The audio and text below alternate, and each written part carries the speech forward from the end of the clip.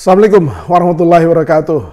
Salam sejahtera untuk semua kawan baik Nur Iswan Channel. Salam menjernihkan pikiran dan menebar kebaikan.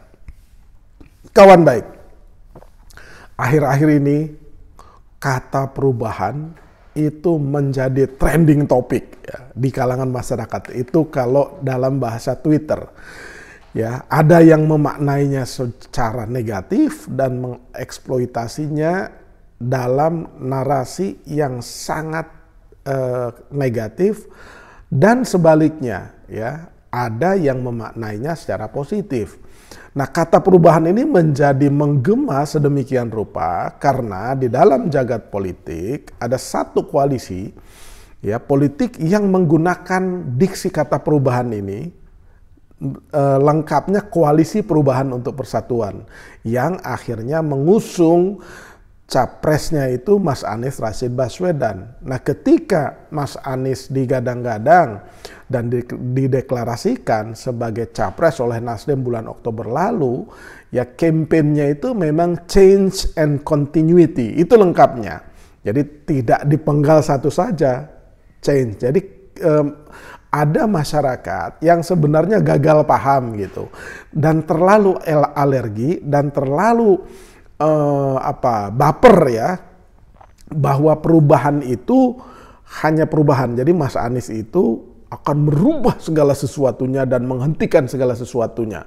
Jadi menghentikan dan merubah segala sesuatunya dari semua program yang digagas Jokowi. Nah, itu yang sering digema-gemakan kelompok masyarakat ya, atau kelompok elit yang anti terhadap Anies. Sementara ya Mas Anies sendiri sering menyampaikan perubahan-perubahan yang dimaksudkan. Jadi sebenarnya ini adalah adu diksi kata, sehingga kemudian ada pertandingan bahwa Anies antitesisnya Jokowi dihubungkan dengan perubahan. Anies itu nggak mau melanjutkan program-program Pak Jokowi. Buktinya di DKI ya, hentikan semua program Jokowi dan Ahok gitu. Nah, padahal kalau kita teliti secara lebih mendalam, kita telaah secara mendalam, ya tidak begitu juga gitu. Makanya kenapa Mas Anies itu mengusung change and continuity, artinya memang ada yang disesuaikan, ada yang dirubah, ada yang ditingkatkan, ada yang dikoreksi, tapi juga ada kesinambungan. Sesungguhnya ya, pada akhirnya itu semua capres ya itu mengusung change and continuity. Apabila ada kebijakan yang memang kurang tepat di pemerintahan Jokowi, siapapun capresnya itu akan menyesuaikan, mengoreksi, dan melakukan perubahan-perubahan di sana sini. Itu sejatinya tuh ya begitu, nggak mungkin nggak. Lawang presidennya udah pasti berubah, menterinya udah pasti berubah, para dirjen eselon 1, eselon 2 sampai eselon 3 pasti akan ada juga perubahan. Soal skalanya itu pasti disesuaikan. Perubahan karena apa? Karena alam.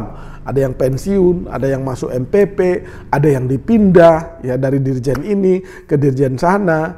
Kemudian ada yang mungkin dipindah dari dirjen kemudian menjadi kepala badan atau dipromosikan menjadi menteri.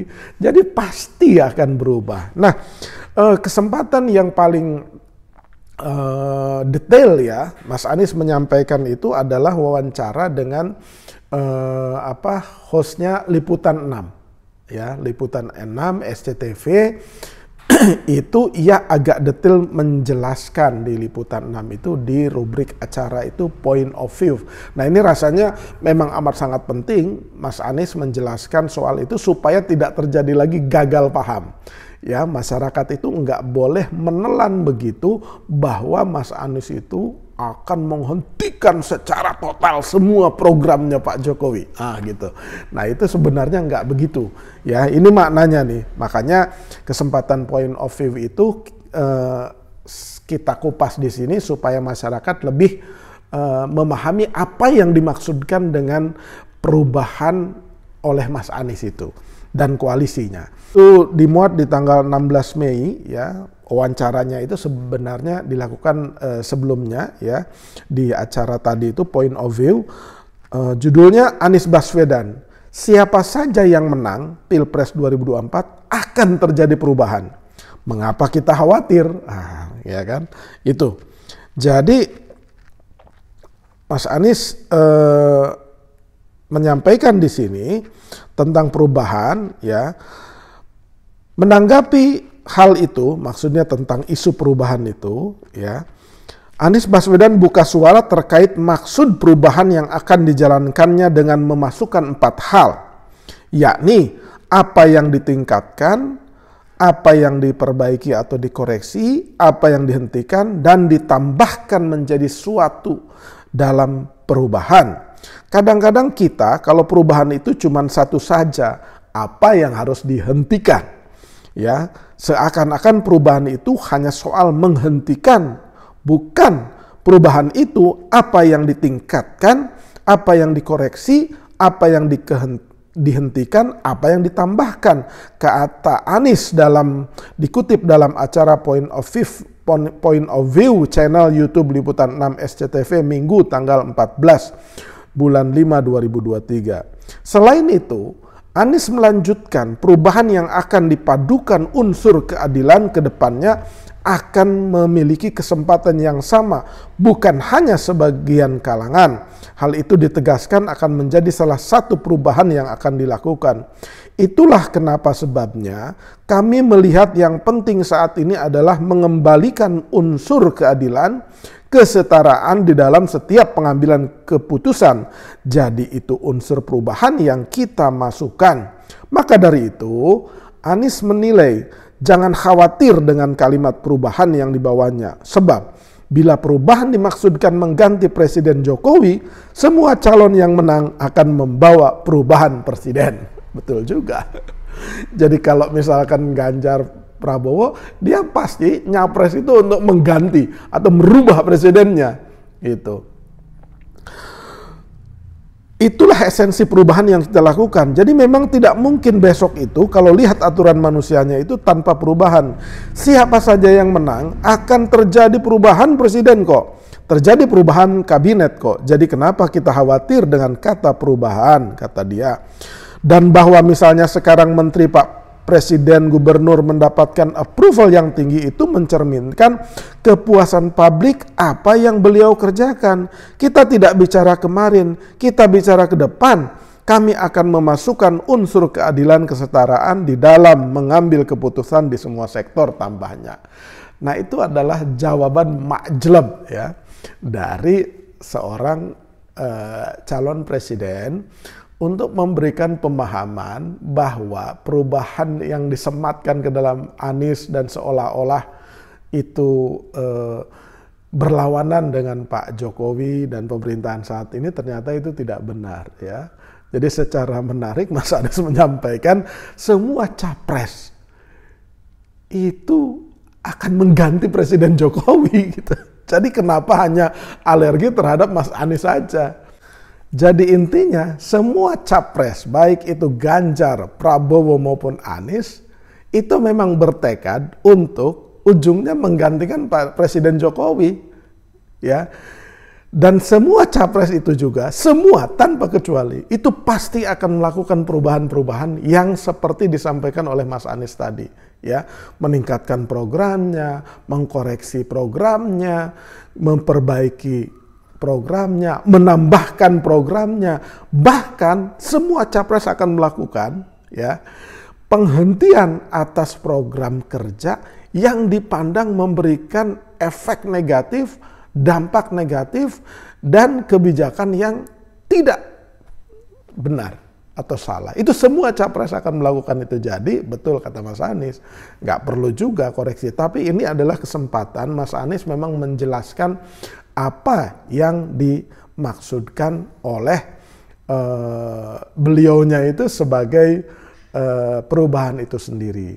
Nah, karena kalau misalkan kita melihat sepanjang kurun waktu 5 tahun, approval ratingnya Pak Jokowi itu memang tinggi.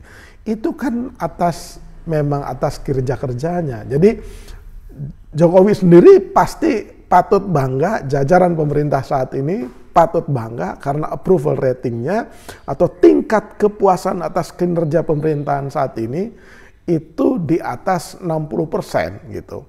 Tapi itu, kata Mas Anies, itu bagian dari kemarin, masa lalu. Sekarang itu kita memilih calon presiden untuk 2024 dan mendatang selama 5 tahun kemudian. Jadi karena kalau misalkan ini hanya periodenya pertama, tentu Pak Jokowi akan dipilih kembali pada Pilpres dimaksud. Ini enggak, Pak Jokowi dibatasi oleh konstitusi negara bahwa ia hanya 2 periode. Walaupun ada upaya-upaya uji coba sebelumnya tentang penundaan dan perpanjangan atau amandemen untuk 3 periode. Tapi sekarang udah final, jadwal pemilu sudah, jadi semua capres itu akan menggantikan Jokowi, akan merubah Jokowi. Karena Jokowi tidak mungkin lagi menjadi presiden, itu yang dimaksudkan gitu. Jadi kenapa pada saatnya nanti prediksi saya Pak Jokowi akan berusaha keras menjadi negarawan.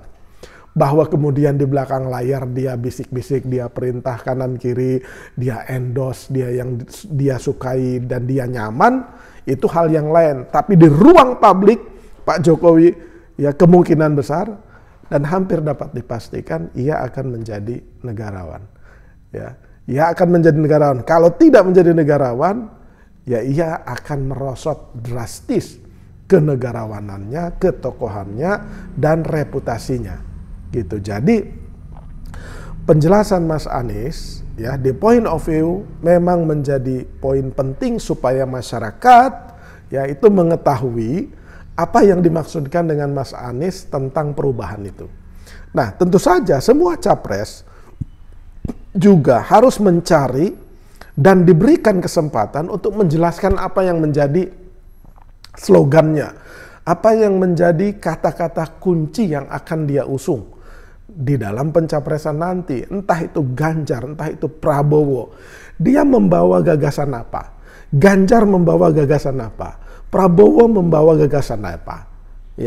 Sehingga itu dipertandingkan gagasan itu di ruang publik. Kalau Mas Anies sudah mengusung perubahan, apakah memang Ganjar dan Prabowo hanya akan mengusung kesinambungan Jokowi? Gitu. Apakah memang itu yang akan dijadikan jargon? Bahwa Ganjar adalah kesinambungan Jokowi, Prabowo adalah kesinambungan Jokowi. Tapi maknanya kesinambungan Jokowi itu apa? Coba dijelaskan supaya bisa dipertandingkan dengan tagline-nya Mas Anies itu. Demikian kawan baik, jangan lupa subscribe, like, share, dan komen. Nur Iswan Channel.